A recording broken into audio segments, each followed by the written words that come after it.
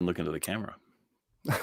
That's the starting phrase. Awesome. Hello, I am the high priest of the Economicon, the Economancer. My life's work is to show you the sacred passages of the Economicon, and today I will be introducing you to a dear friend of mine and a great wizard in the Economicon himself, Sigfried Trent, a blogger, traveler, and econ hobbyist. How are you doing today? Hi, everybody. I'm doing fantastic. Thanks very much for having me on your show. Oh, I am unbelievably happy to have you here. That has been sent out as well. Yes. So just so everybody knows, kind of the idea of this show, as well as some of the ones that are going to be coming on later, is it's all fine and dandy to have the academic view of inequality in society, but we need to take a more holistic approach. So we're going to be talking to as many people as we can get our hands on. And today, Sigfried Trent just so happens to be the numero uno on the list. Like we've said, he's a blogger, a traveler, econ hobbyist.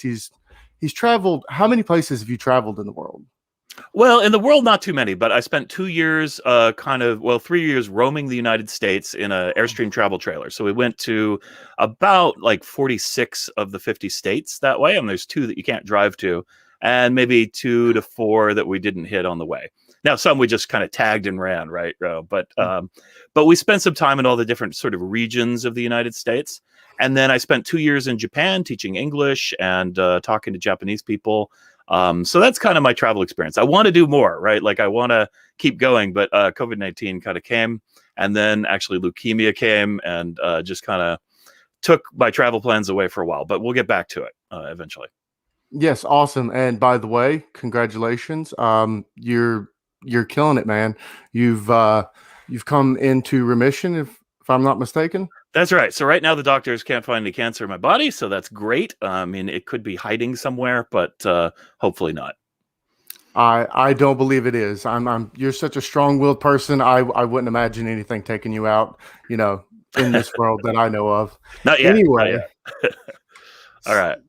So, like I said, the idea behind this show is to get like a holistic approach on inequality. And I guess the first question, the first most basic question is, how do you feel about, let's just start off with income inequality in the United States?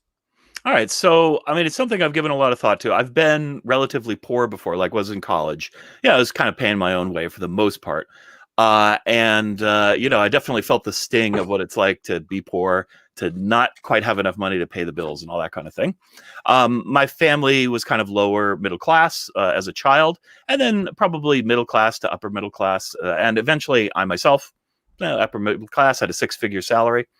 But then for the last 3 years, I kind of went back to being pretty poor, although not insecure. So there's kind of a difference. I think there's a difference between not having money or not having a lot of income and being insecure kind of in your life and how things are going to go for you. So there's a little bit to be said there. I'd say my views changed. When I was a young man, I had kind of visions of having a grand house and a fancy car. And the older I got, the more that kind of mellowed out, and the more I realized I didn't really care about much of that. So I'm a little strange in that I'm pretty happy not being a rich person. So I don't have much jealousy of people who are super rich. I kind of enjoy a little bit more leisure and a little bit less wealth in a way. But I don't like being insecure. I don't like being afraid, right? So I try to avoid that whenever possible. So I do, care about my financial state. Yeah, so I'd say that's that. But I've spent a lot of time thinking about income inequality since it's a big topic. And yeah, I have a lot of thoughts on that. So my personal view is, for me, it's not a big deal. I don't have a sense of strife or jealousy if people have lots of money. And so I'm not angry about not being rich. I've been kind of rich before. It was nice enough. But it's not my main goal in life is to have a lot of material wealth. Give me my laptop, an internet connection, and I'm a pretty happy guy. I don't really need a whole lot. Oh, a roof over my head and some food, right? These are the things I need in life. And lots of good friends.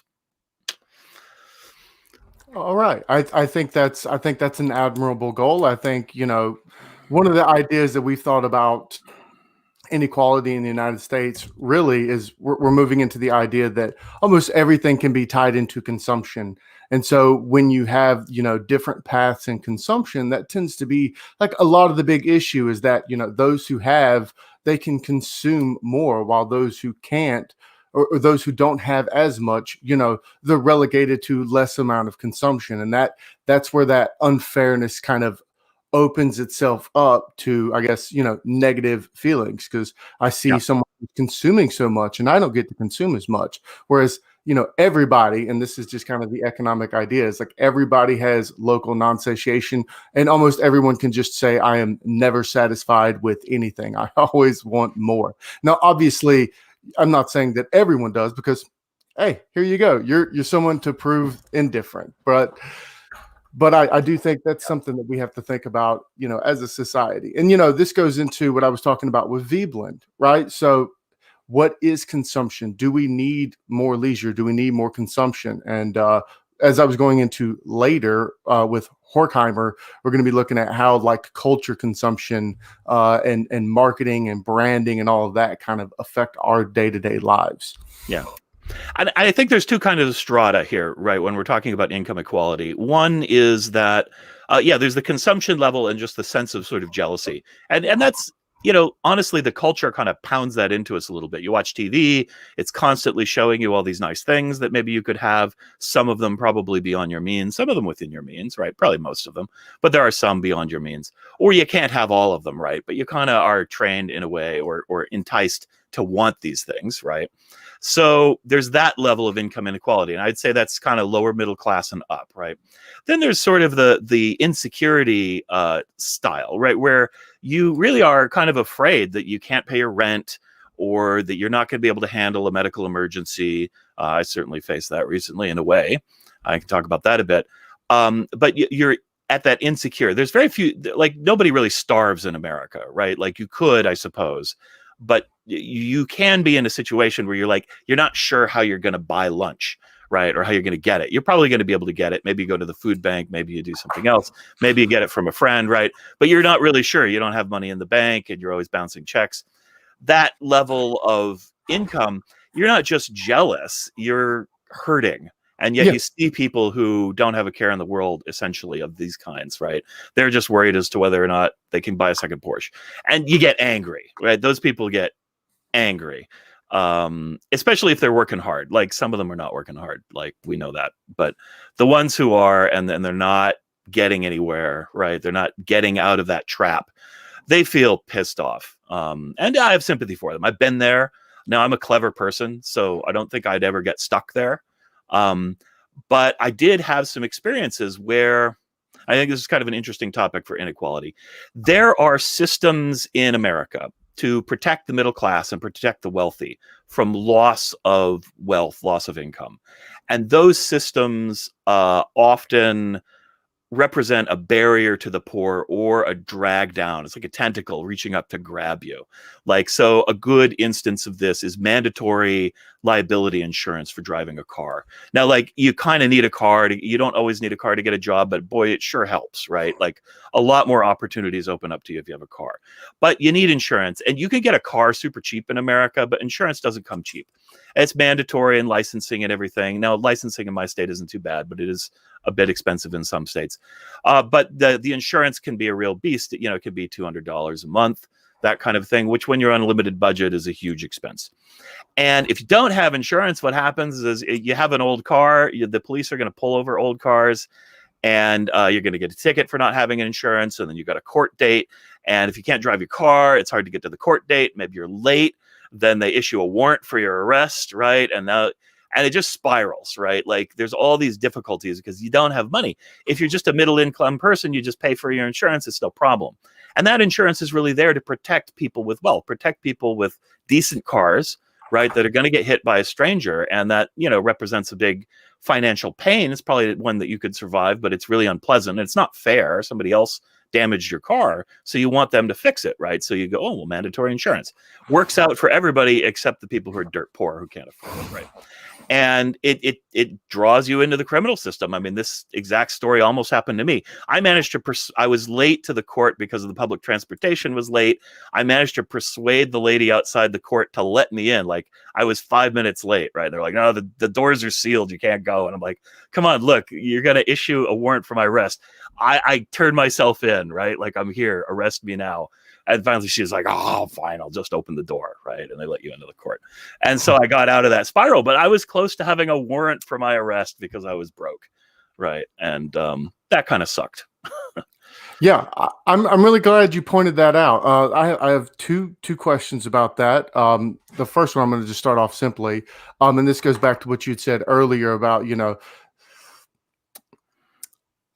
as we're in, Western society, as specifically America, there's nobody that's actually starving. I mean, for the most part, Yeah. you can get out and get these things, and that there does seem to be a small percentage of the population that's dealing with these very serious conflicts that we'll say it's caused by regulations or something like that. Now, when we're talking about inequality, now, do you think this is more of a function of the differences in wealth, or do you think more of a function of it actually just being a part of poverty in general? Because that's like one of the hard things for researchers have really been working on, is how to parse out inequality from just what is poverty and kind of looking at Yeah. that. So how do you feel about that? I think it's a little bit different. So poverty itself has a lot of challenges, right? But this specifically, what I'm addressing here is, I mean, if you didn't have those regulations for insurance, then what would happen is, like, the rich person would sue the poor person. The poor person would go, good luck with that. I don't have any money. And that would be the end of it, right? And then in the past, they had debtors prison. Those people, we would put them in prison, which is even worse, right? Like, but now it's sort of like halfway there. You can still end up in prison for this kind of thing. So it's a system of rules and laws, which are reasonable if you're in the middle class, but are onerous if you're poor, right? So you're being asked to pay, like, I have to have liability insurance if I damage your Porsche, right? Like, my car costs $1,000, your car costs $100,000. I'm responsible for your $100,000 lifestyle now, right? But I can't be, because I just have $1,000 car. I'm screwed. So we have laws that the wealthy or the middle class like and are useful for protecting them. Anti-vagrancy laws. We don't like homeless people around our business, right? It kind of hurts business. We don't. But these things have a deleterious effect on the poor. They make it hard for the poor to get out of being poor. Like, some people are never going to get out of, income insecurity. And that's where, when I'm talking about poverty, I'm just talking about income insecurity. You can't live in the society in a reasonable way. You're always being kind of pushed down. And that varies depending on the society you're in. So the overall level of wealth of society is going to change the bottom line to where you can live as a comfortable member of society and feel secure. In America, the bar is kind of high, right? Because if you don't have money for insurance, if you don't have a car, if you don't have internet access, if you don't have a computer, you can't participate in what the overall society is participating in, right? Some things are really easy. TV, it's not so bad. And we have some systems. We put some systems in that help people, like public libraries, right? They're great access for internet and computer use and stuff. Not everybody takes advantage of them, but they're there, right? And so we have some stepping stones to help people up, like public utilities that they can take advantage of, right? And use as a stepping stone to get up. And that stuff's great. But we also have these things that are kind of it's like chutes and ladders. We have these slides down. And they're usually through the legal system, through the criminal law, that are great for people who have wealth, but bad for people who don't have wealth, or Okay. people who are trying to start out. And there's some in the middle class too. You get the business regulations like ocean stuff. I mean, there's a reason a lot of that stuff doesn't apply to businesses under 50 employees. Like, there's this huge strata. You go from 50 employees to 51 employees, and suddenly just a ton of regulation comes down on your head. So we do have some things to try and go, you can get started, but there's still a lot that applies to small businesses too. It can be tough for them. So we have these rules, because we want to stable as consumers. The number one thing I think you have to look at American culture is it's a consumer culture. We have a lot of rules to protect consumers. These make it hard for small businesses sometimes to get started. And so it's a similar thing, but that's more of a middle class problem than although some poor people do start businesses, but you have to get to a certain point before you can get the bank account and kind of get things going. Absolutely. Absolutely. That was one of my biggest It's one of the things that provoked me a lot into learning about UBI is looking at, hey, if we could change, consumption patterns for those of the poor, how would it, affect entrepreneurship? Would it increase? I mean, there's a lot of information out there on informal entrepreneurship in developing countries. It's actually a very big primary driver of growth versus like in sector entrepreneurship. Just because when you go to the supply side in some of these countries, it's so overbearing that it's nigh impossible to actually start a business. So these informal entrepreneurships, once they get created and get motivated and get going and they get a large enough base, then they can move in. But typically that involves some level of corruption, paying off somebody. And so they have to Yeah. be an informal entrepreneur until they can make enough money that then they can, pay off these individuals and stuff like that. And so, no, I'm totally with you on that. I understand everything. Now, the second part of this, and you kind of addressed that, we have this balancing act between public utilities that, we're trying to promote the way out of poverty. And then we also have these secondary things, the laws that are, they promote more along what we want for the wealthy and the middle class. And then we have this area of this cost benefit. And we're trying to figure it out. Now, Yeah. do you think we should figure that out more? And this is just an odd question, but do you think we should figure that out more in public utilities, or should we figure it out more in changing laws? I think it's a balance. I think you want to do both. Like anytime you're going to make a new law, you think, can poor people comply with this law in a reasonable way? If not, maybe we need an exception for them, right? You're broke, you don't have to pay this fine, right? Now, maybe that allows some people to be recalcitrant. Be honest, there are people who are just recalcitrant jerks, right? And they skate along and they mooch off of everybody and they make life miserable for everyone. They're just kind of bad apples in life, right? And I'm not sure, just, some people just want to punish people like that. I don't know. I just kind of want to set them aside and bribe them to leave us alone a little bit, right? I think that's cheaper in the long run. But I think there needs to be kind of this road out, and we have to, anytime we're going to do something, make some allowances for that. Can people who are struggling in a capitalist economy deal with this law? If not, we need some exception or some method for them, or a public utility. So if we have insurance mandatory, well, maybe we need, subsidies for people who need to get insurance, right? That kind of thing. Actually, a road up for people, right? Yeah, absolutely. The public subsidization of insurance and stuff like that. I was actually going to bring that up, but you already touched on it, so it's not really pointless. Yeah. So a lot of what I'm hearing, and this is important to me specifically from my work in the field of inequality, corruption, and economic growth.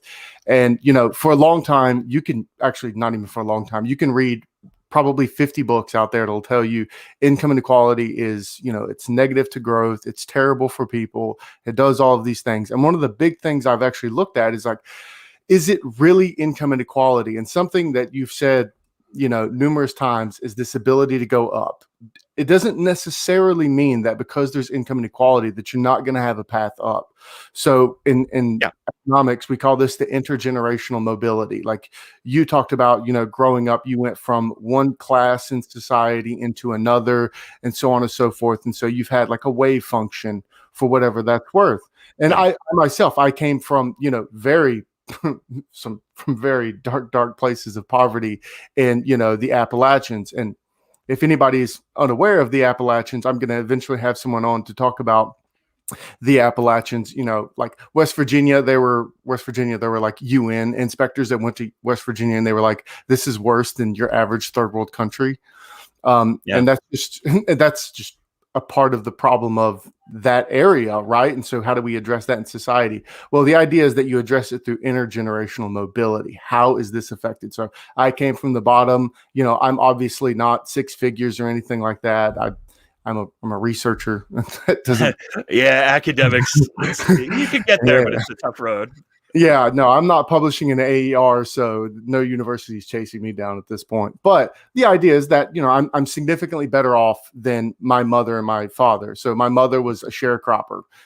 She wasn't even a high school dropout. She was a dropout in 7th grade. her first month in 7th grade. So she doesn't even have a middle school education. She went back and got her GED after the fact, I think almost 20 years later.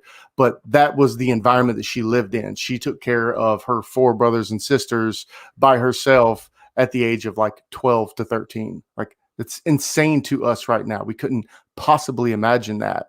So we look at intergenerational mobility, and, you know, intergenerational mobility in the United States, there does need to be a way up. So how well, in comparison to, you know, like, we'll take Japan for an example, because you lived there for 2 years, so you're a little bit more there. How do you see the differences between intergenerational mobility between there and here?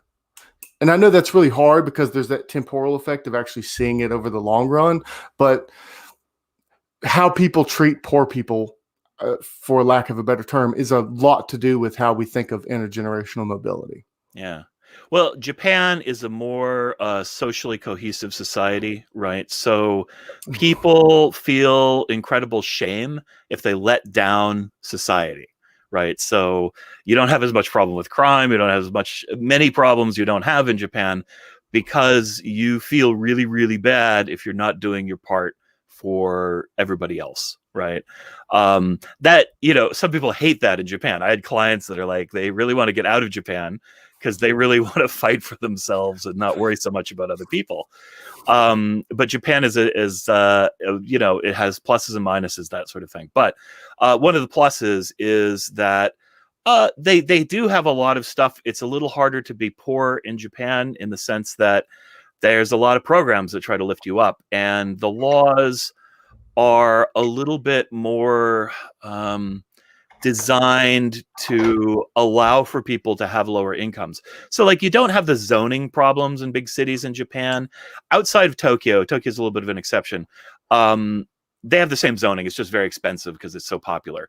But I was in a city of 1.5 million people. I had my apartment, which was a nice sort of studio apartment in Japan. Nothing amazing, but like three rooms and a bathroom, and had all the things you need for a couple. It was only like $450 a month, including utilities and stuff. So maybe $500 in the winter when you have to heat it more. So, you know, there's no way you go to a city of 1.5 million people and get an apartment downtown, basically, for $450. Like, that ain't happening, right? Just not in the cards. But Japan zones residential everywhere. The cities are full of apartment buildings. And so you can live inside the city, right near where you go to work, at a pretty affordable rate compared to what you're earning as a salary. Can't do that in American cities. You got to live out in the kind of poor part of town. You got to find a way to commute into the city. There's all these extra costs and stuff. So, like, that's an example of where their urban planning and their stuff is designed for people of kind of everyday incomes, right? And doesn't cater to what maybe only the wealthiest people would enjoy, or what vision people have for a beautiful city that is just gleaming towers and nothing, you know, slightly grubby, I guess. I don't know. I mean, not that these apartment buildings are terrible. They're pretty nice. In Japan, you get a lot of social shame if you run a really crappy apartment building, right? So that's the nice thing about Japan in a way. The social shame means stuff that's cheap isn't bad, right? Like, it's not just cheap. It's still cheap and decent. So I don't know. So I think it's a little bit easier. There are homeless people in Japan. I mean, I've seen people in the park begging. And the one downside in Japan is there's a lot. I mean, if you're at that level, what everyone does is pretend you're not there, right? They try very hard to pretend you don't exist. If you're poor, or if you're mentally disabled, or something like that, like, they just try to erase your existence because it's very shameful that you're there for them, right? Which is kind of strange. And so it's maybe a little tougher to be a homeless person in Japan, but there's a lot less of it because of the social safety net and public health insurance and things like that, right? You know, it's pretty hard to just kind of completely lose it in Japan. No, absolutely. I think you brought up a lot of good things that we could take from America, right? So we know that America lacks social cohesion. That's been a problem of America since the 80s. I mean, at one point in time, we had a grand meta narrative for the Americans, and then now we've kind of disaggregated from that quite a lot, to be honest. Yeah. Now, there's still places, you go to rural America, you're still going to hang on to that strong meta narrative, but you go to the cities, and I go to the city quite often, and it is very disaggregated. It's people box themselves and remove themselves from others, and so it creates its own level of like social stratification where you're very in group out group minded, and it's kind of odd. But you have places like Japan that's not an issue because society still holds on to a meta narrative and society still wants to work together for the betterment and stuff like that. Now, one of the things you pointed to was like a lot of the things about zoning and stuff like this, and I want to get your take, because we know these are all supply side issues, right? And a lot of these things can be solved through the supply side. Now, the United States has heavy regulatory hands all over the place, right? Yeah. Now, and this is not an attack on anyone's political preference. This is just a policy thought. Yeah. It seems like the left, or those who are marginally left to some extent and stuff like that, they seem to have a preference towards policies that are, I guess you could say, bad on the supply side, that cause some of these problems. And in regards to, like I was talking about earlier, where do we make the change between the law or the public utility? Where do we make the change here in the United States? So we could implement more pro supply side, policies, or we could implement more, I guess you could say, demand side policies, for a lack of a better term, and increasing public consumption, or public goods consumption, stuff like that. So do you think that there's a good middle ground there that the United States needs, or do you think that we should focus heavily on supply side for mitigating this risk and increasing intergenerational mobility, or moving more towards this demand side and increasing public government goods consumptions and expenditures? That's a good question. I mean, I'm a pragmatist when it comes to public policy. So I just sort of say whatever works best is what you should do. And I think different problems have different answers, right? So I do think there are places, especially where there's like natural monopolies for, a heavy government hand to try and mitigate the potential problems, or to simply take control of that monopoly and operate in a way that's for the public good. When it's a natural monopoly, they can't do much. It just isn't practical to have competition. And in other areas, especially like consumer goods and things like that, we are a consumerist society, so we favor consumer protection laws, or we have over the last, let's say, century. And I think some of those are appropriate, but sometimes they go too far. You get those crazy warning labels on everything, where you're like, caution, don't put your face in the fire, right? Well, duh, right? They feel ridiculous. So we go overboard in some places. I don't think of it too much as supply side or demand side, because again, like, although I understand economic concepts, I'm kind of looking at it from a social standpoint, right? So laws aren't made by economists to a degree. Like, economists are there, like, doing the minutia of the law and suggesting directions. But then politicians and the public are the ones that make the decisions, right? So you have to turn like supply side goal into a public cry, like a public cause. And then you can kind of get it done. Like, like there are some that are really easy. You want to lower taxes? You don't have to translate that very much. You don't have to say, look, it'd be better if we have this, supply driven economy, or not supply, but a demand driven economy.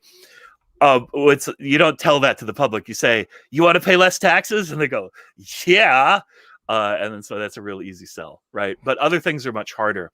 So zoning, for instance, like in California, they have all kinds of housing problems, partly because people have these big kind of like suburban estates out there, and they don't want an apartment building or lower class people moving into their neighborhood with the increase in crime, and they want to protect the rich nature of their neighborhood. So where do the poor people go? Well, nowhere, right? Who wants that?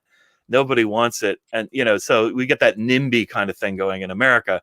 So then you have to do something much harder, which is to strike up social consciousness, right? You have to say to these people, look, you're in the way of other people living a decent life, right? Your greed is a problem and you need to check it a little bit, share a little bit more.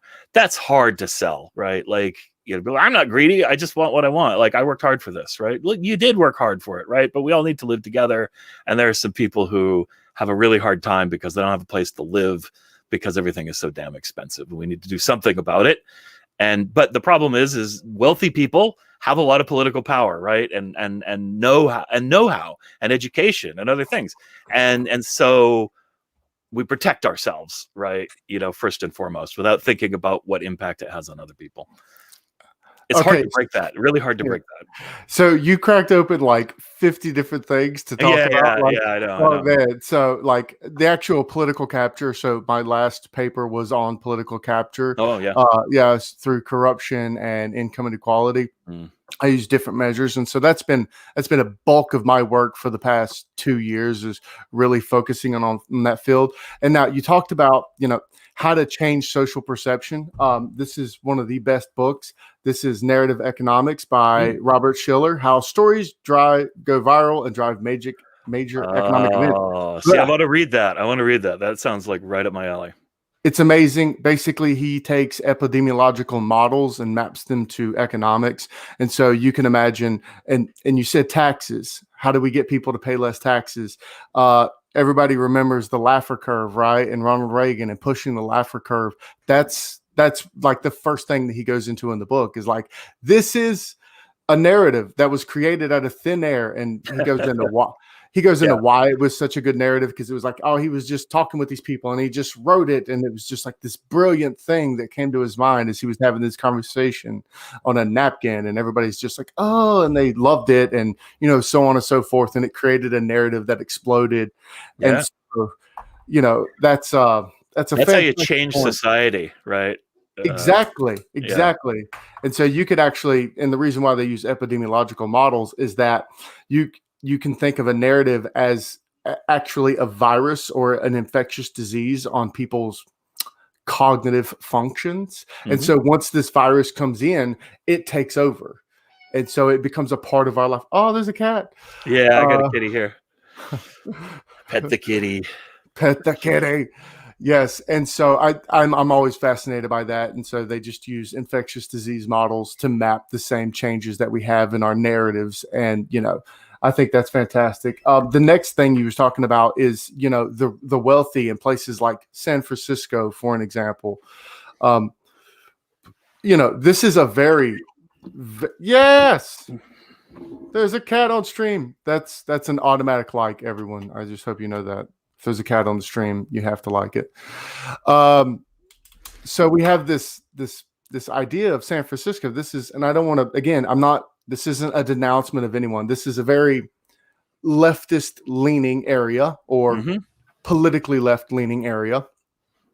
And yet they're really promoting these ideas and promoting this, like, I'm left, but I don't want you near me. And this is something that Orwell pointed out quite often. He's like, okay, well, you care so much about the miners that have to go dig in there for 12 to 18 hours, but what are you doing other than being an academic socialist? How are you actually doing this? You don't care. You're just doing this for, and kind of the idea of like the virtue signal came out of that idea. And so, you know, I've always called them champagne socialists.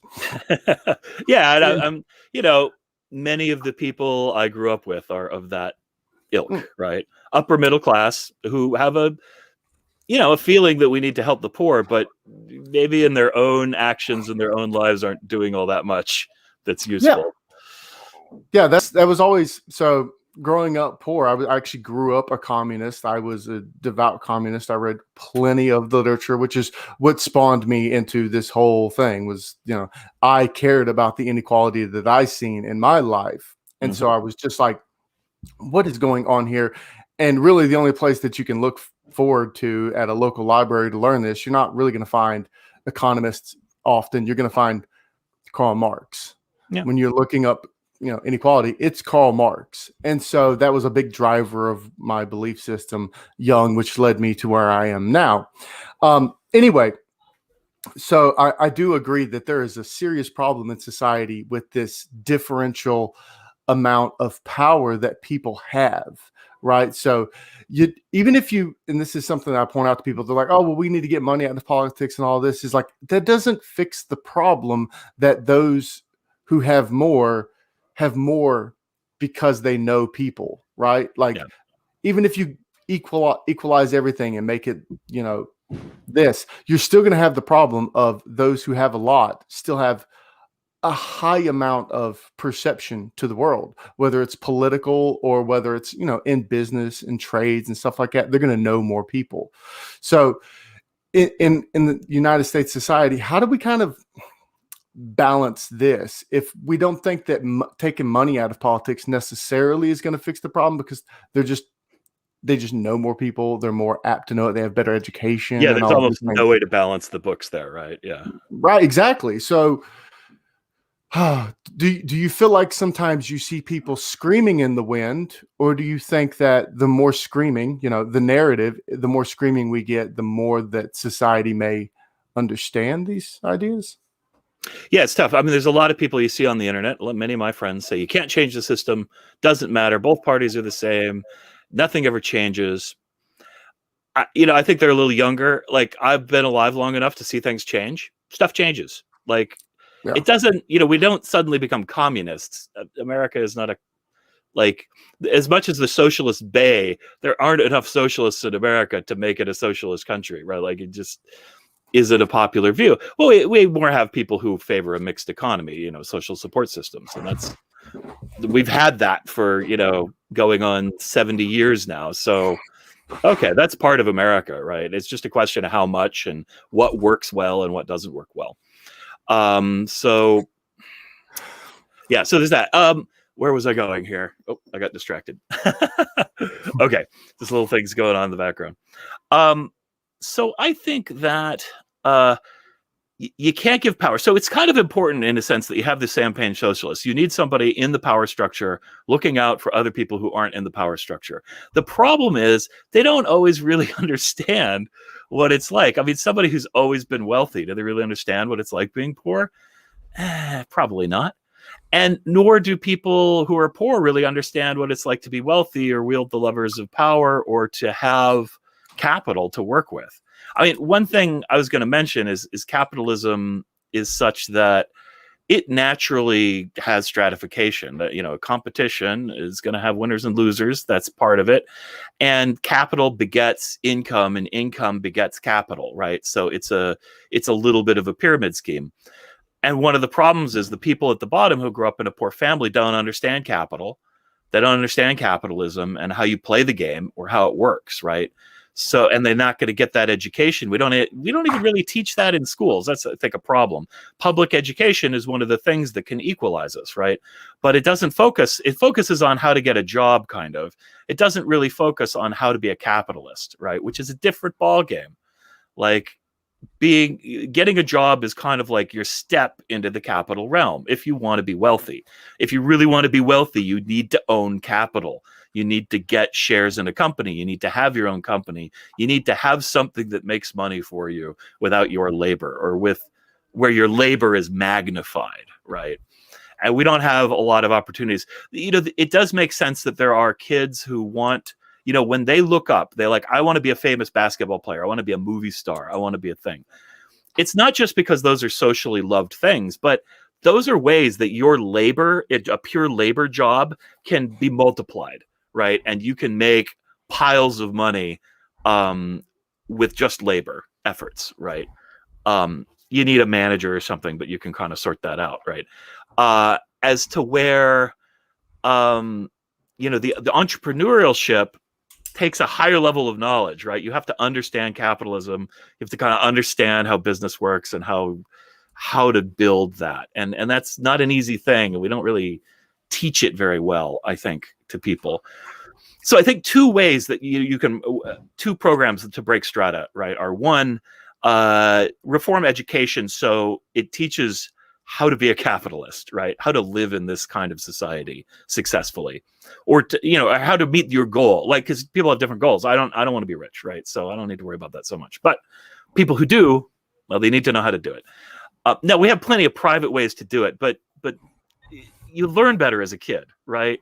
And kids don't buy self-help books generally. So I think we need to have a little bit more of that in school. The other is, we talked about UBI. For me, one of the baby steps to kind of a UBI system is to have a Capital for Kids program, right? Which is basically to say, when you turn 18, the American society vests you with a pool of capital, which is basically money in the bank, right? Now, there's probably some education that has to come with it, and maybe that ties into what we do in public school and stuff, but it gives you a start as a capitalist, right? You have some capital that you can expend in some way. You can invest in yourself in education, you could invest in starting a business, you could invest in the stock market. Different choices are available to you because there are different paths to success, right, depending on how you want to live your life. But being in a capitalist society without having any capital is a big problem, right? Like, it's tough hole to get out of, and you don't have a chance to learn, right, firsthand about it, unless you just get credit card debt or something, right? So I think those are some programs that could help, right, de-stratify a little bit. Absolutely. I love that you brought up those 2 points. So the first one, teaching capitalism.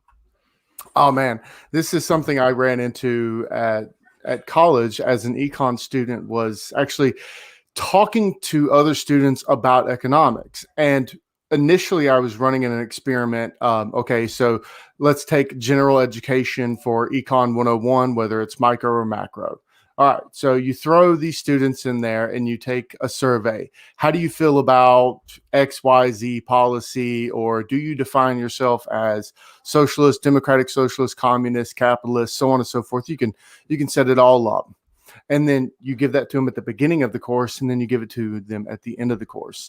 And there's a lot of research that shows, as students are integrated more into economic courses, they become more capitalist. So absolutely. And it's kind of weird that that's something that we've removed from public schooling, because that used to be a big part of public schooling, was learning the law of supply and demand, was learning, what is and is not appropriate in a capitalist society and stuff like that. And so as we've gotten away from that, we've kind of created our own failure in understanding what capitalism is in society. And so I think pointing to education, especially teaching kids what is capitalism, what is, entrepreneurship. And, you can do it from 2 ways. You can do it theoretically, like one of my episodes on entrepreneurship. You can go it that way, that you can look at it from the Schumpeterian view, that it's the creative destruction. It's how you bust up monopolies. It's about the spillover of knowledge. Or you could look at it from the Knightian perspective, where it's like, it's this grand social change that happens through innovation that comes from the uncertainty and risk that one person takes themselves, or so on and so forth. You could teach like that, or you could teach it the practical ways, like, hey, this is how you start a business. These are the kind of laws that you're going to have to look into. These are the people you're going to have to know and talk to find out what your, local regulations are and stuff like that. And all of those, both of those could, those could be done. That could be a semester of course in high school, entrepreneurship 101, boom, done. The first half is the theoretical. The second half is the practicality. I think that would be a beautiful way to, help the world. Now, the Capital for Kids, and this is where it gets wild for me, because I do agree that I think that there should be a capital for kids. But we're at this like weird part in society now where I'm not sure how much physical capital matters in comparison to human capital at this point. Because as we move forward, let's just say a programmer or something along those lines, that's that's a place that just about anybody could go with a minimal amount of knowledge in it. Well, it's probably a lot less now than when you or I might have gotten into, coding, engineering and stuff like that. It's a whole lot different. But the point is we can invest in human capital more so than physical capital, because at some point in time, physical capital is just going to be almost what we have. Because let's just imagine the United States as we outsource almost all of the physical capital and production of it, right? So manufacturing slowly declines into the point that physical capital and manufacturing goes overseas, and the United States moves into, especially with coronavirus and lockdowns and remote work, into almost me at my computer, right?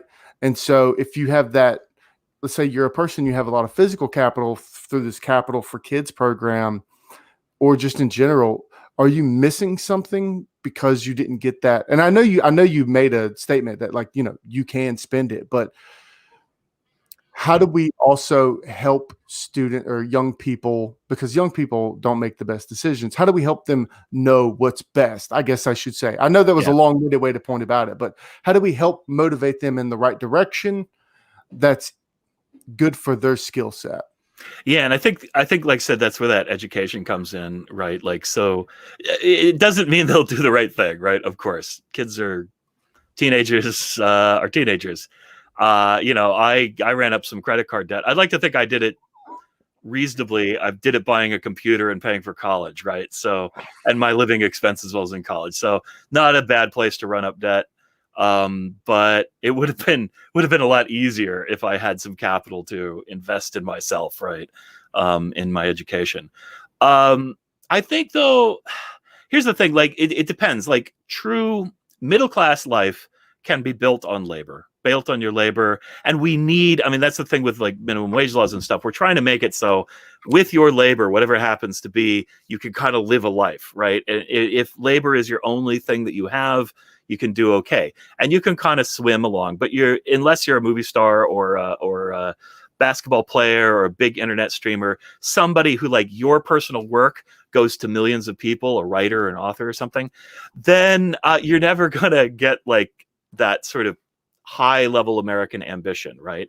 For that, you have to own stuff. You have to own businesses. You have to own copyrights. You have to own something that multiplies your labor out to millions of people, right? And so, like, how do we do that? How do we make that possible? So I think starting with cash, because it's liquid and something, it gives people the ability to go in these different directions. But maybe we do need to channel it. Maybe the capital for kids can only be spent on certain purposes, right? Which is like, education, investment in the stock market, or starting a business, right? Like, because those are kind of three of the main channels. Like, education doesn't have to be college, by the way. I believe that college is not the only kind of good education available out there, but having a good instructor of some kind in whatever it is you want to do is important. And then investing in the stock market or in businesses in general, not fly by night ones, but kind of established ones, is a good way to get wealthy in the long run, right? Like, if you do it early, and maybe the capital for kids, you invest when they're born and it grows and you manage it, but then you guarantee it's going to be at least a certain level when they get to a certain age.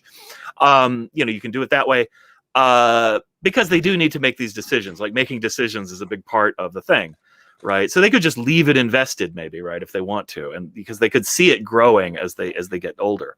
I think that would be an important aspect of it, right? They know there's a seed and they see it get bigger. Then they understand how, by participating in the market through investment, you can gain wealth, right? And then and not only wealth, but a constant income, maybe even. I believe in dividend stock. I like dividend stocks better than just growth stocks myself. It's more true to capitalism. It's not as popular because, well, but whatever. Like, I don't want to get on there. Anyway, Yeah. I think they get this lesson. They get a little bit of a lesson there. Maybe they'll make better decisions. They see that it's already earning them money. Maybe they'd like to just take that. Especially if we do invest in dividend stocks, they're just going to take that income for themselves, and they'll use that for maybe living expenses. They could use the dividend stuff for whatever they want, right? And that would encourage them to keep it there.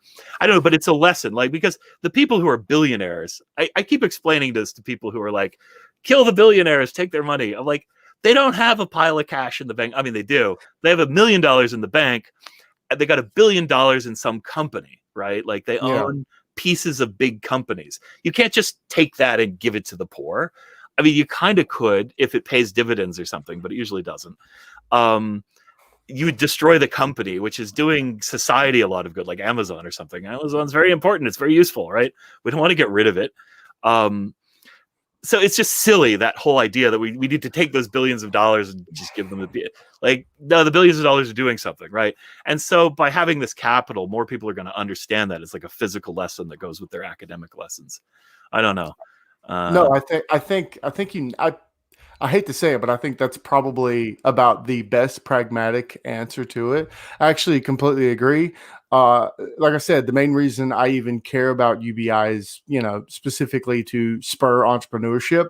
But, there are the structural and systemic issues associated with that, from lack of education in the United States, because education in the United States is failing itself. And I don't think most Western countries in general are really doing any better. I know that a lot of people hate American education systems. Are like, well, you go to, France or something like that, they got better education systems. It's like, not entirely. And it's all about what you're looking for, especially the way we're talking about, promoting entrepreneurship, promoting, this capitalist thinking so that we can go through life.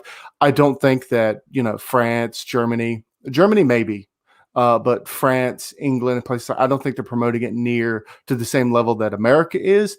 And I think if America promoted it more, I think we would just swamp them, because we already swamped them and pushing technological frontiers. And I mean, a lot of that's spawned by immigration, but also it's spawned by our institution itself that says, it's Darren Acemoglu calls it cutthroat capitalism. It's what moves the world forward. Everybody else kind of lives off the push that we go forward.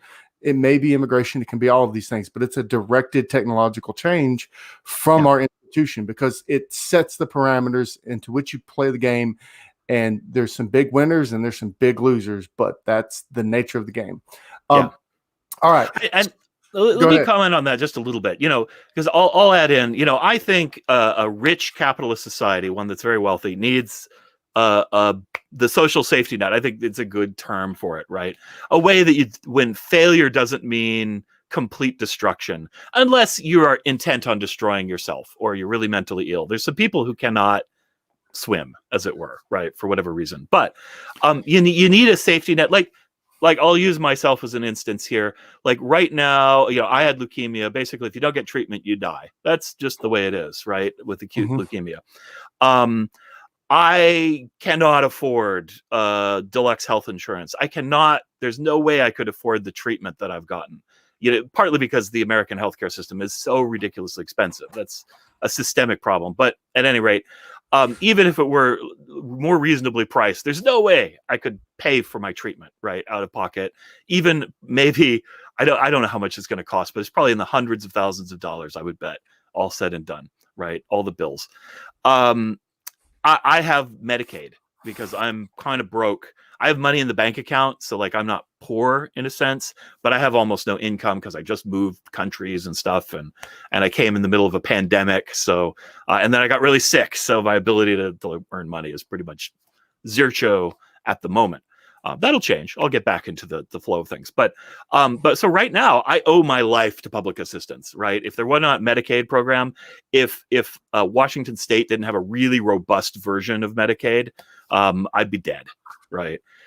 We don't want that. Right? Like I'm a useful member of society. I ran into a situation I can't handle on my own. Other people, society is keeping me alive. And I tend to pay that back by being a good member, right? And doing useful things for people and helping other people out. And we need that. I think when you're a poor country, you can't do it, right? But if you're a rich country, you could do that. It's not part of capitalism, right? It's something capitalism lets you do, I think, right? And so I'm all for that. And UBI is kind of just a simpler, more in a way, more market-driven way to help people, right? But I do think UBI could never give me enough money to pay for my cancer treatment, though, right? Like we also need, I think, public health insurance and stuff. I think is an important thing for a wealthy country once you get to a certain point to be able to do. What generates a wealthy country? I think we both agree capitalism makes wealthy countries. Absolutely. Yeah. So the idea that Acemoglu has isn't necessarily like, I agree. We should have robust social welfare nets, right? The idea though is at what extent, to what extent, right? So Yeah. I think the United States borders on where it ought to be. I don't think. I think for like public-private expenditure, I agree. And it's Yeah, partly a matter of making it more efficient and more effective, right? Rather than exactly. just growing it.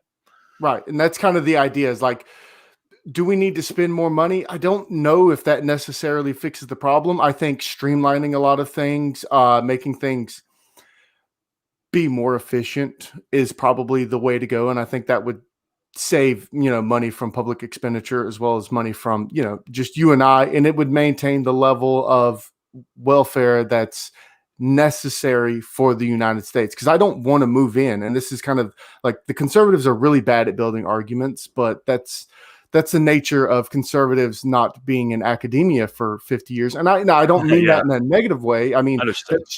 that's just the way it's been. I mean, there hasn't been, I guess you could say, a marginally conservative revolution since Milton Friedman.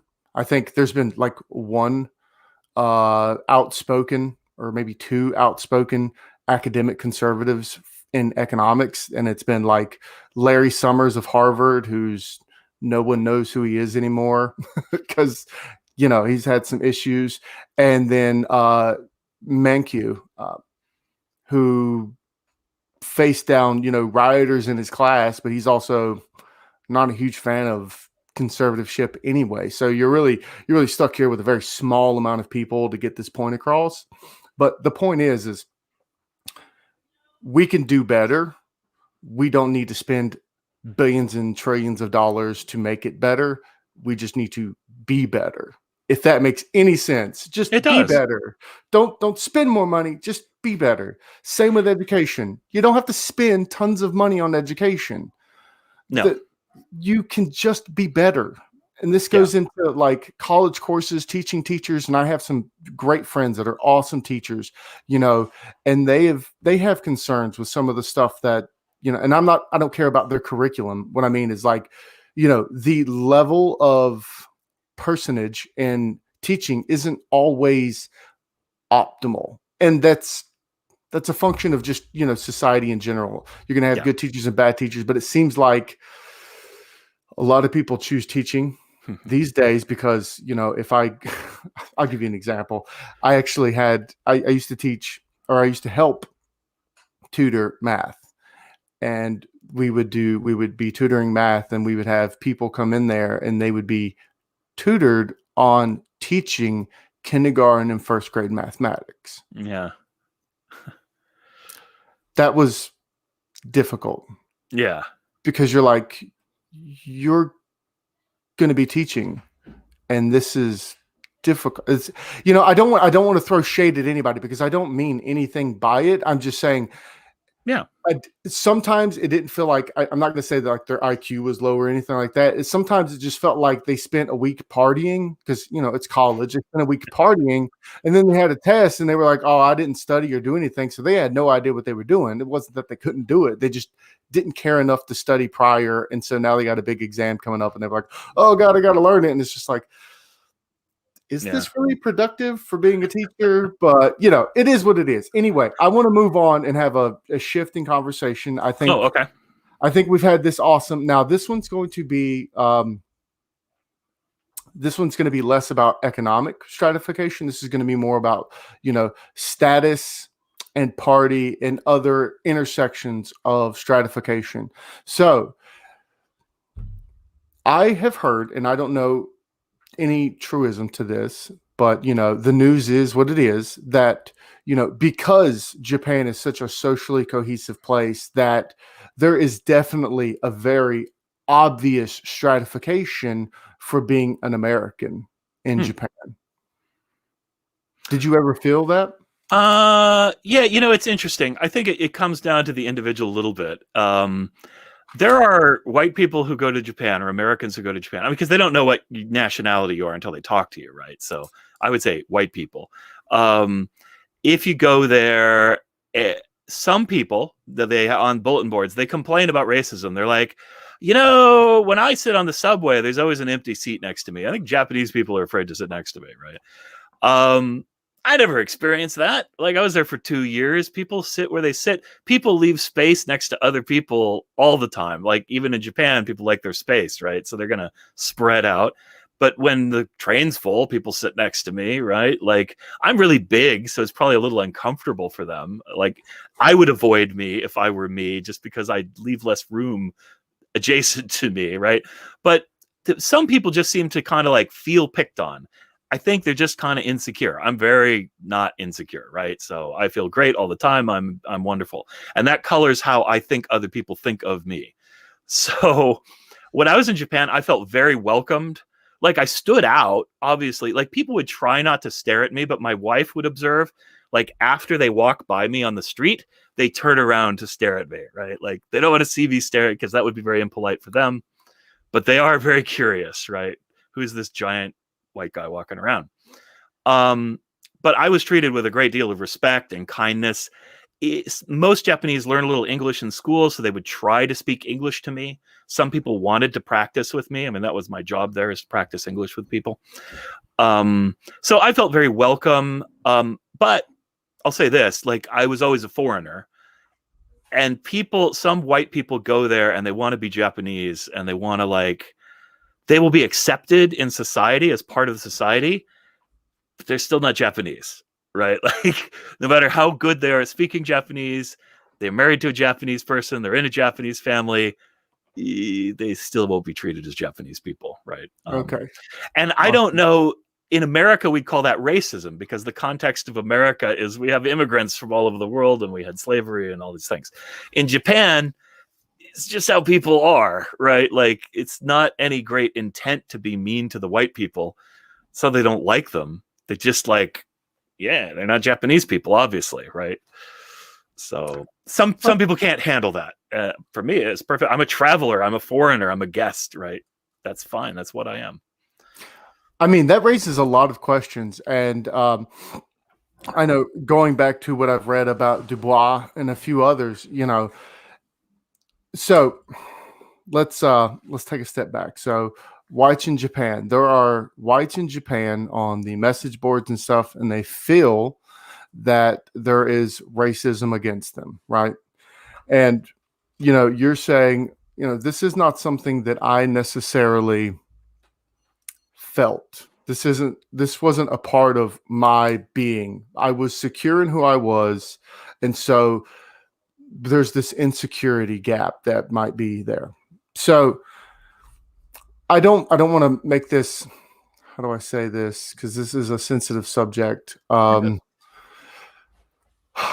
Do you think that in modern America, with such the large divide that we have right now, do you think a lot of this is also a function of that it may be, you know, it's not, because microaggressions, as an example, right? So a lot of those things that you're talking about in America, in the common vernacular, they're called microaggressions, and they're a very significant part of what we consider racism to be in the United States.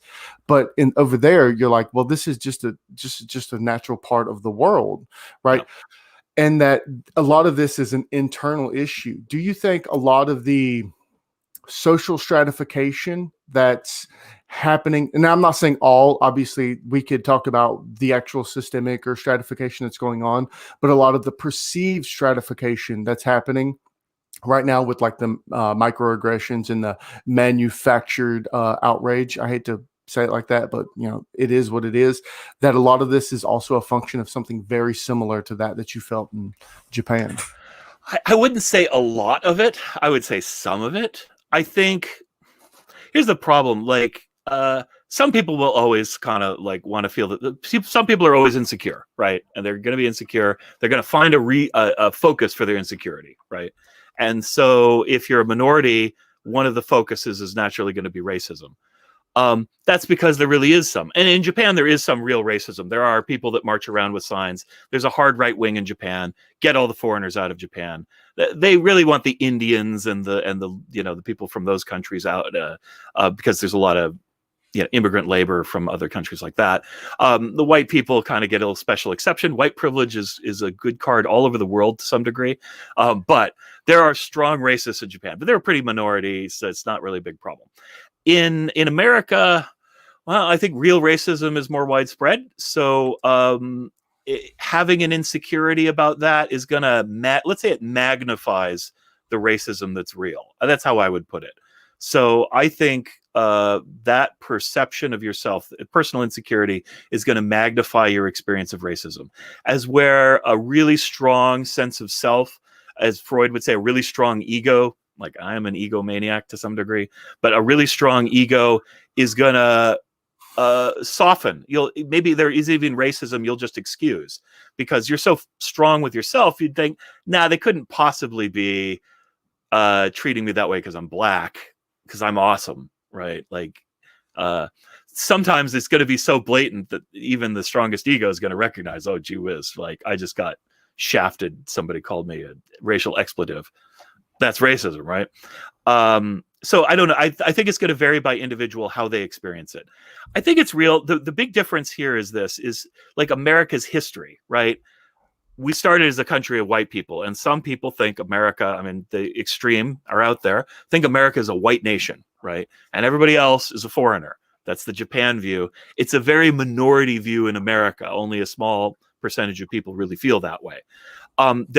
However, because that is the truth of how America first started, there is a cultural heritage that, as a white American, you get a little bit of that kind of treats America that way. And so I think there's a little, maybe not unconscious, but it's kind of built into the culture a little bit that there's part of this. It's been declining because the stated goal of America, right, written in the Declaration of Independence and the Constitution, is all men are created equal.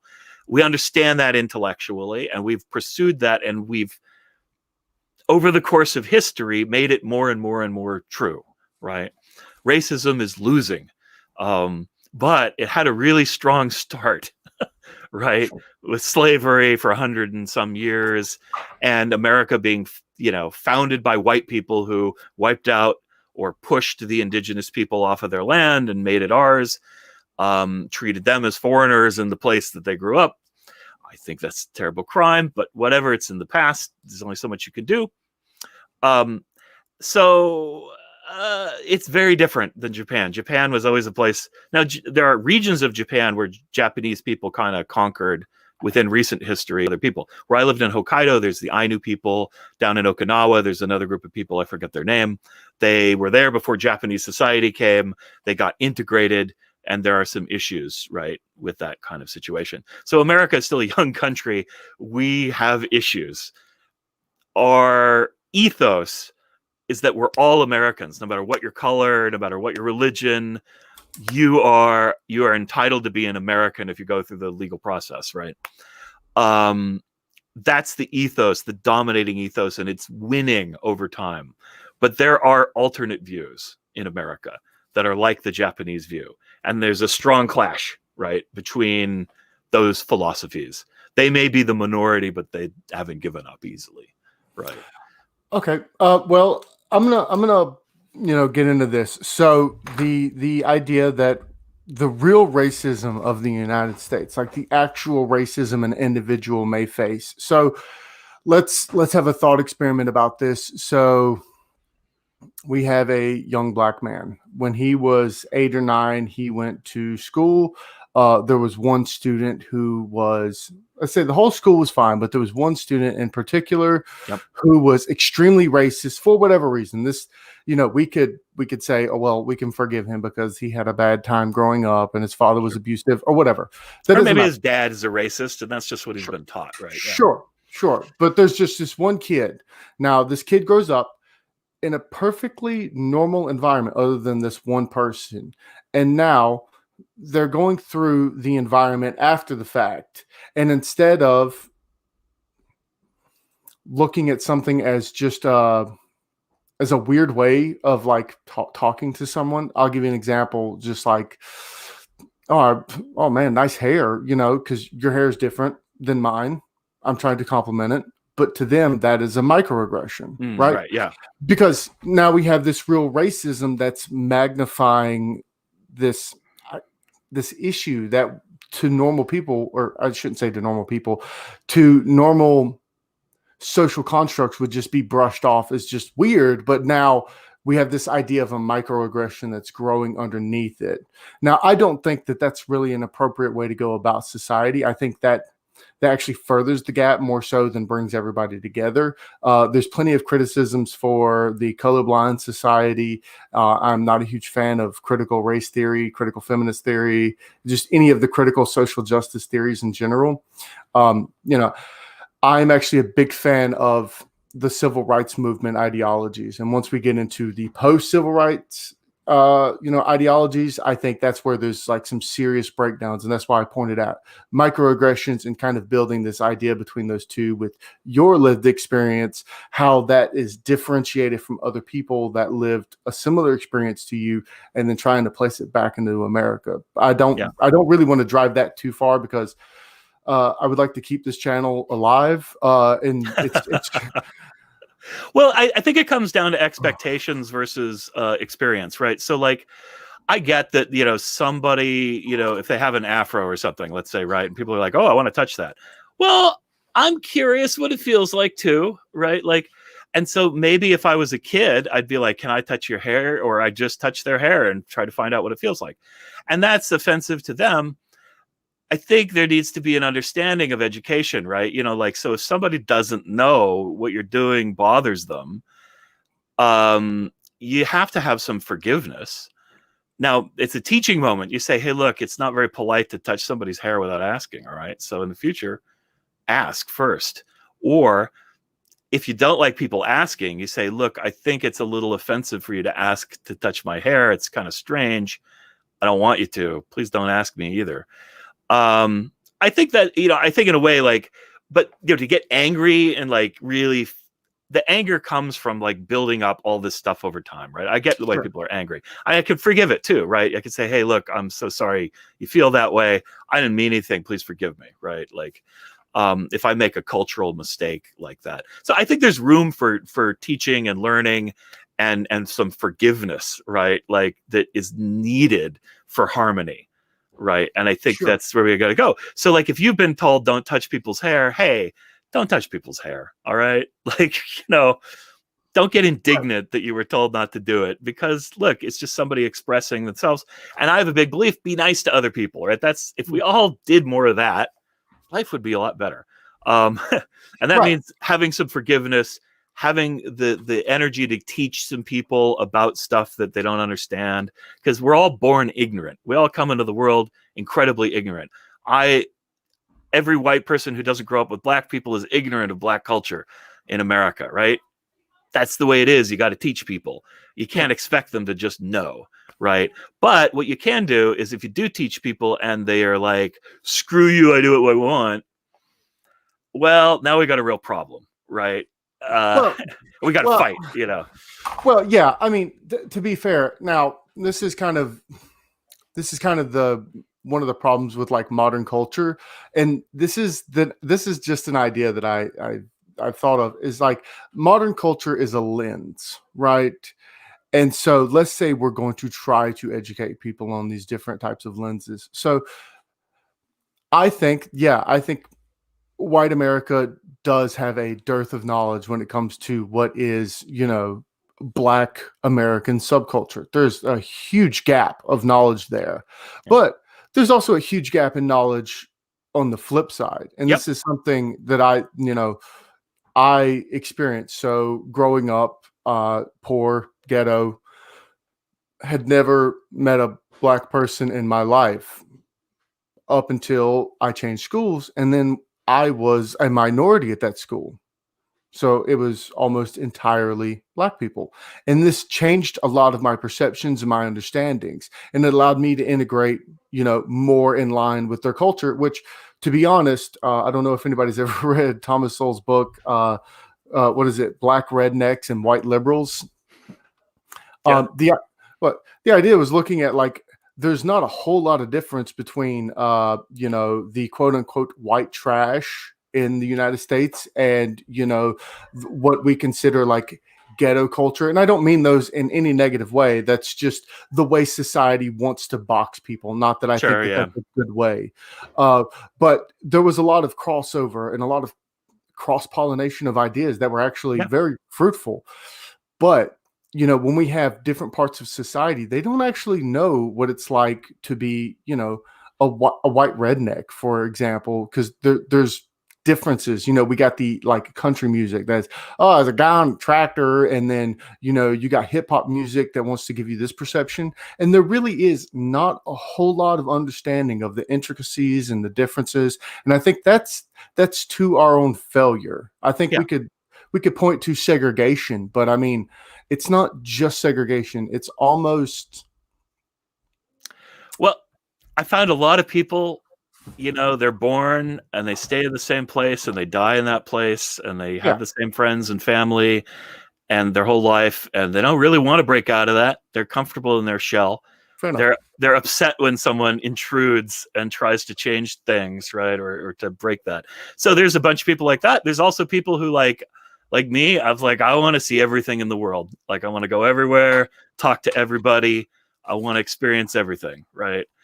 And yeah, I can't say like, those other people are living a terrible life if that's the life they want, but it does limit what you can say about other people and your understanding of other people. So Absolutely. if you're gonna go from your bubble and try to speak to like international politics, like, oh, them damn Arabs, they just want to kill us, you don't know shit about it, right? Like, unless you've been over there, unless you've or at least done some reading or something, right? Like your opinion is not Well, accurate. yeah. Yeah. And the more experience you have, the more you can speak to it. I mean, I spent 2 years in Japan. Does that make me an expert on Jeff? No. Just gives me more insight than other people who haven't, right? So, Absolutely. you Absolutely. know, And that's why I kind of wanted to front this or, mold this not around what you derived from Japanese culture, but more, your intrinsic yeah, feeling of that. Because I think that's really important because, that's the right question. Yeah. yeah, I lived in Afghanistan for almost 2 years, and that was a very strange experience. And it's something that I look back on till this day as one of the best experiences I've ever had in my life. Just so anybody ever wonders why you would ever go to Afghanistan, they have the best bread there, hands down. And milk chai is amazing. Mm. So you get chocolate milk chai and you get sugar bread. It's amazing. That's all you'll ever need. You mix it with some lamb, done. Mm. Best Yeah, that food. sounds good. I don't care what anybody says. Best food on the planet. Gordon Ramsay has nothing on, Muhammad and his farm. I'm just going to throw that out there. But anyway, the whole purpose of this, just so everybody, we have one watcher, by the way. They haven't made a comment at all. That's all right. But I'm really glad I got to talk to you, and I don't want to take up more of your time. Okay. There's tons more that we could talk about on this, and I do plan on circling back, coming back and having more conversation, maybe getting more in depth on maybe economic policy, or maybe getting more in depth on the perception of society. We had kind of touched on the idea that there's a culture in the United States that's still fighting for certain things. And what does that mean in society? Because I'm sure some people are going to be like, everybody who voted for Trump is as a part of that team, or the opposite sides. Everybody who voted for Biden just wants to annihilate, American culture in the United States. Yeah. And I don't think either of those are true. No, And I agree. and this is something that Weber talked about a lot, and this is the one thing that I think all of these inequality people talk about, and it's something that's growing in society, is party inequality. And that's something that's going to have to get unpacked over a long period of time, because we're just now seeing the effects of being a part of a party, and that removing you from certain parts of society and how that's interacting. I'm going to end up trying to find, a canceled conservative or a canceled Antifa member and get their take on it. And not to equate those two, obviously, but Sure. Well, radical sides of both parties. Yeah. Well, I wouldn't say conservatives are radical. I'm a conservative. I'm not a Oh, okay. radical. Well, there are radical conservatives, though, of course. We'll call them. Well, we'll call them the alt right. And see, this is why it gets wild, because there is some radical people in the party, and there's radical people in the Democrats, but what their ideology is really, really weird, because it hasn't been pressed upon enough. Because everybody, like, I'll give you an example, like the alt right, like that's a really weird place to be, right? Like it has no conservative tradition at all. I Like agree. Yeah, there's it does. zero conservative tradition, and when people are like, "What do you mean by that?" I mean, like neocons have William F. Buckley, who's Edmund Burke kind of thing, and so on and so forth. And then we have some of the Liberty Caucus membership in the Republican Party. That's a derivative of like Reagan.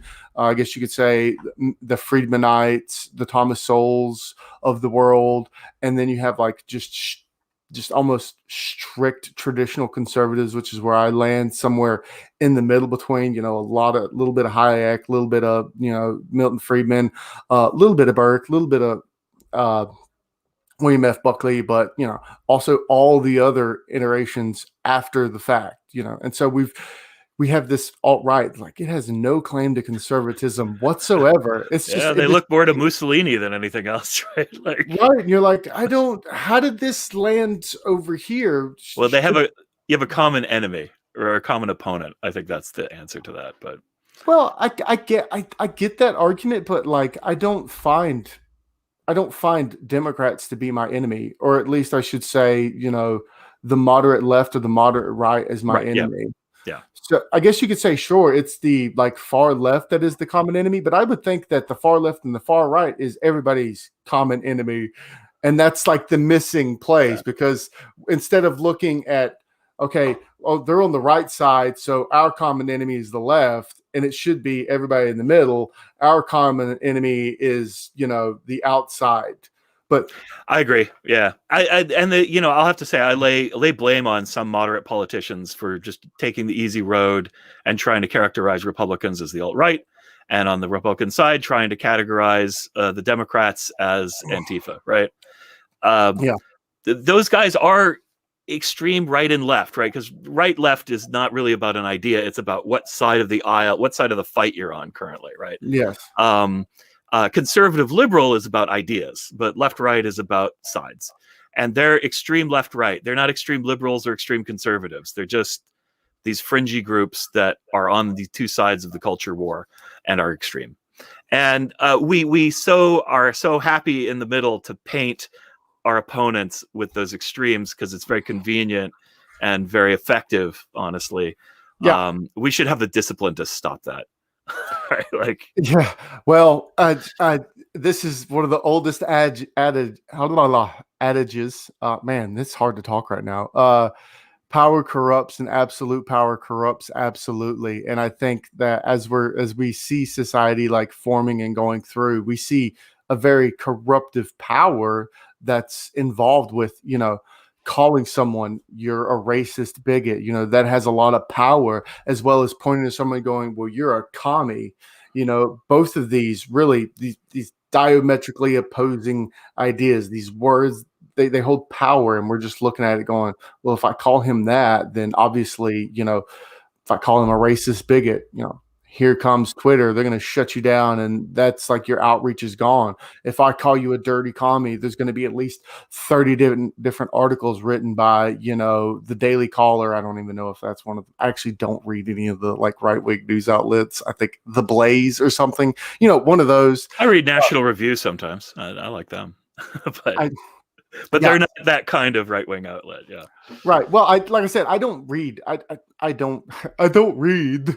I typically stay in my lane. I study economics. I don't. If there's something on the news, I don't care if it comes from the left or the right. If it's about economics, they can paint it however they want. They'll be like, "This is the new plan," and I'll go, "Okay, cut off. I don't care. I will read the plan, and I will come to my own determination. I don't need you to facilitate my opinion. I have my brain of my own." But indeed. But I can understand why people do that, because it's so easy. and it's Yeah, effective, right? right. Yeah, but I think we need some principles where, yeah, sometimes you do have to stand up to people. Sometimes you have to say, hey, I think what you're doing is bigoted, right? Yeah, Here's why. But we're a little too quick on the trigger with it. I mean, I do it to people sometimes. I think I've done it to you, right? Like I've absolutely. said, that view is bigoted, I think, and here's why. And we get a little heated about that because it is a heated thing. Sometimes I Yeah, think you have to do it, but um, I think, yeah, we're too quick on the trigger with it. absolutely. People say, I think there was one in the news recently where a Jewish woman was talking about, Jewish people being in the power structure of America, and that they're excluding other people from educational opportunities, not like specifically, but to say, here's an example. And she was doing it from a place of like, I'm a Jewish person, I'm from a Jewish family. We've lost sight a little bit of what the struggle other people have to go through. But you take it out of context and you just say it's anti-Semitic. And yeah, it does feed into anti-Semitic storylines. It's like the things that anti-Semites say, but it didn't come from that place on the person. So they need to kind of like check themselves and say, she's not a bigot. She is Jewish. But maybe her narrative feeds into something bigoted people say, and so maybe she should be a little more careful. But that doesn't mean she's a bigot. So, but people are just too quick. They say, it's anti-Semitic. Yeah, and that's what I was getting at. Like I said, this whole idea, this is the one part of Weber's work that no one really cared about. Everybody cares about economic inequality. Everybody cares about status inequality. Everybody cares about the intersection of inequality when it comes to, gender, race, and all of those matter. Whether your opinion on it is pro or negative, it doesn't matter. It's still something that matters because Yeah. it's something that we can look at. I mean, even as a social scientist, it's something I can evaluate. But party, that's something that we're only now uncovering, and it's something that's it's not like it's a new idea. I mean, we can say, oh, well, we're more diametrically opposed to each other now than we've ever been. Well, I guess you could say that. I mean, I think everybody missed McCarthyism. I think everybody missed Yeah. the Red Scare of the 1912s. I mean, there's been some serious social upheavals due to parties, and we're just now caring about it. Good. Now we can study it. Now we can figure it out, and now we can look at it. Side note: there is comments, but they're not on YouTube. There's people watching, and they're commenting. Good. And they were watching, but they stopped watching. But they had sent me comments through Facebook Messenger. Thank you. It's, do you agree raising taxes to people who earn over 400,000? I guess that's towards me. Do I agree? I mean, I don't disagree, but I don't agree. The taxes is a super complex topic, and if anybody gives you a one sentence answer, and it's not someone with a PhD in economics or like public policy, and they haven't studied the literature for 20 years, just ignore what they say anyway. I'm going to be honest.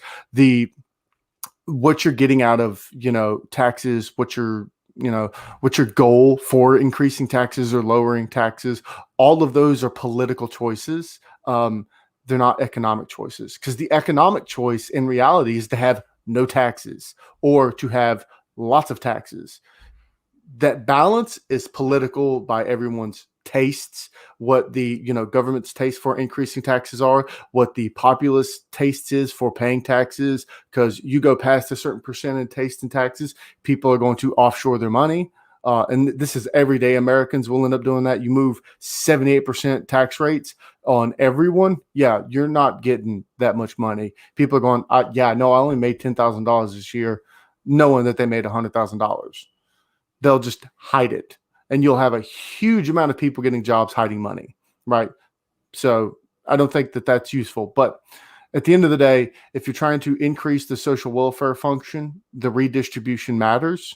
From the Rawlsian perspective, and that's a whole nother like philosophy to unpack. So no, I don't want to answer that because there's 10,000 things that are associated with it, and it's almost ridiculous for me to just give you my personal opinion without unpacking all of the reasons behind my personal opinion, and that could be an hour-long video on its own.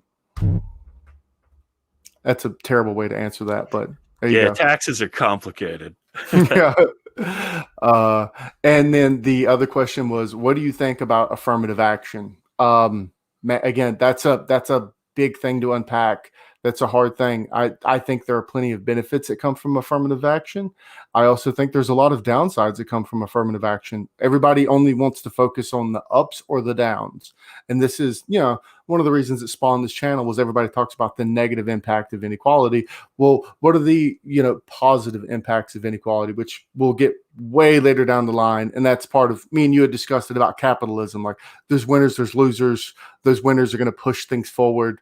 That's an upside of inequality, but that doesn't mean inequality in and of itself is a good thing. It's just that an amoral concept, we can say this inequality can be beneficial. And the same can be said for affirmative action. Redressing some of the issues from systemic racism. This is something Du Bois had talked about how to overcome the barbarism of slavery and Jim Crow era laws that Black Americans had to be under and had to face is through education, especially liberal arts education. So it would make sense to ramp up those numbers.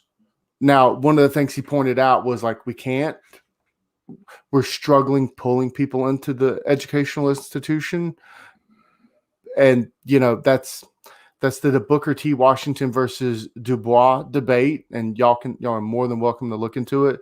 But as a general rule, I would say, yes, affirmative action is a good thing. But I would also say, no, I think it does create issues in society because the allocation of resources for merit matters.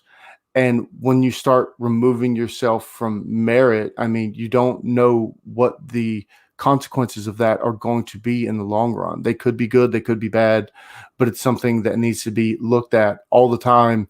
And in places like Harvard, I mean, I don't approve of that. I think that's a negative. I think that negatively impacts like Asian Americans, and I think it negatively impacts, Black Americans in some very specific cases to where they're misaligned in schools and in projects where they would be much better at, Columbia or Brown, which are still, grade A T25 schools, but it's not necessarily Harvard because they may get to Harvard because they want to do, let's say engineering, right? And Harvard, I don't know anything about Harvard, but I'm just going to give a brief example that it's like aeronautic, electrical, or mechanical and structural. Like those are the four engineering paths. And they take like an undergrad course to where, they really find out that they love industrial engineering. And now they're kind of stuck down this path of Harvard where they can only go to those 4 or 5 different places. And I don't think that that's really a good place for them to land because now they're doing something beyond the mathematical necessity for industrial engineering when for like aeronautical engineering. And I just think it's a bad matchup. And I think that happens in any university, but I think affirmative action pushes this because now we're all chasing, Harvard, Princeton, stuff like that. And so we've created these unnecessary expectations on people. And I think that forces people into possibly bad choices, if that makes any sense. Yeah, I want to comment on this one real quick. I would say that maybe we need to think outside the box and say, why is it that we only have a limited number of opportunities for excellent education? Why can't we have opportunities for excellent education for everybody who wants it? What's standing in the way of that? And why is it you have to go to Harvard to have a bright future or the right kind of future? Why can't there be more places to go? And then we don't need affirmative action, or it won't be necessary to give people that leg up. That would be the ultimate solution. Because affirmative action is a double-edged sword. On one hand, I would say it's justice for the years of segregation and slavery and an attempt to try and recompense for that. As a society. On the other hand, it goes against our stated ethos of all people are treated equally. So we have a dilemma, and the only way out of a dilemma is to make it a false dilemma by changing the way things are, and that would be the ultimate solution. I don't know what that is because I don't know enough about higher education, but I think that's the direction maybe we should look and stop arguing about affirmative action. Well, that raises the question about, inequality in education. I mean, it is really odd that we do have like these T14, T25 schools, and like how do we deal with that? Um, and one, I want to point out that a lot of these inequalities in this educational frame, this institutional education frame, I think it's almost entirely perception. I don't care what anybody says. I've met I agree. students at Harvard that they were beyond brilliant, and I've seen students that wash out from T25 institutions that come to the lower institutions that, I guess you could say that I'm in, and I didn't, they were number one in the class once they washed from the top to the bottom. But I've also seen, working with people, like a Harvard MBA, he went for an interview, right? And this is kind of a anecdote, but he went to an interview and he showed up 25 minutes late. And, and he walked in there and the guy that was interviewing him, he was like, you're 25 minutes late. And he goes, yeah, but I mean, I'm a Harvard MBA, which is, it's not exactly what he said, but like paraphrase. Say I'm a Yeah. Harvard MBA. You don't have anybody with my skill set that's going to be applying for this job. And the guy goes, you're 100% right. We won't. And we don't. Out of my Yeah. Yeah, I agree. All right. And Well, so, my better half is giving me the you promised to give me the computer back like about a half hour ago. So okay. Thank you so much. Hey, if you could shoot me your Twitch and your YouTube, and I will put that in the description down below. And all 5 people will just love to watch you as well. Thank you so okay, much. great. And of course, I'll share this out to my folks as well. All right, man. Catch you Thank you later. so much. Bye. Bye bye.